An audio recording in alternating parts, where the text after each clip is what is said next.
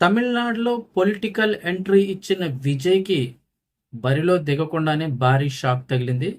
Party తరపున పోటీ చేస్తున్న అభ్యర్థి నియామకం రద్దయిపోయింది. అసలు ఏం జరిగింది ఏంటి వివరాలు చూసుకున్నట్టయితే, పొలిటికల్ ఎంట్రీ ఇచ్చిన తలపతి విజయ్ నేతృత్వంలోని తమిళ వెట్రి కళగం పార్టీకి ఎదురుదెబ్బ తగిలింది. అసెంబ్లీ ఎన్నికల పోరులో మొదటి అడుగులోనే టెక్నికల్ ఇష్యూస్ కారణాలతో ఒక నియోజకవర్గంలో పార్టీ పోటీకి దూరం అయిపోయింది.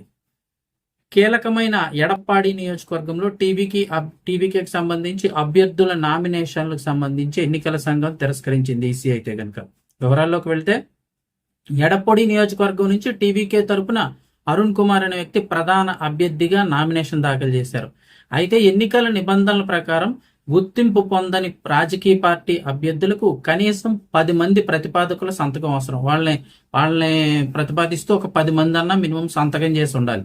అయితే అరుణ్ కుమార్ సమర్పించినటువంటి నామినేషన్ పత్రాల్లో కేవలం 8 మంది సంతకాలే ఉండడంతో ఆ పార్టీకి సంబంధించి ఆ అభ్యర్థి అప్లికేషన్ అయితే ఈసీ తిరస్కరించేసింది. ఇక్కడ చాలా మంది ఏం చేస్తారు, ఇలాంటి పరిస్థితులు ఒకళ్ళు మాత్రమే పెట్టరు, ప్రత్యామ్నాయంగా ఇంకొక అభ్యర్థిని వెనకాల ఎందుకైనా మంచిది పార్టీ తరపున ఇంకొకరితో కూడా నామినేషన్ వేయించడానికి రెడీ అవుతారు. సో ఇక్కడ కూడా టీవీకే పార్టీ ఈ యొక్క వ్యూహం అయితే తీసుకుంది. వారి తరపున ప్రత్యామ్నాయంగా నెక్స్ట్ ఒక పర్సన్ అయితే కనుక ఎక్కడ కూడా దెబ్బ తగిలింది విజయ్ పార్టీకి అయితే కనుక. ప్రధాన అభ్యర్థి నామినేషన్ రద్దు అయితే ఇబ్బంది కలగకుండా నిత్య అనే వ్యక్తిని ప్రత్యామ్నాయ అభ్యర్థిగా పార్టీ బరిలోకి దింపింది. ఎక్కడి వరకు బాగానే ఉంది. అయితే దురదృష్టవశాత్తు ఆమె నామినేషన్ లో కూడా కేవలం 7 మాత్రమే సంతకాలు ఉండడంతో ఆ నామినేషన్ కూడా ఈసీ రద్దు చేసింది. దీంతో ఎన్నికల ముందే టీవీకే ఒక స్థానాన్ని అయితే కోల్పోయింది.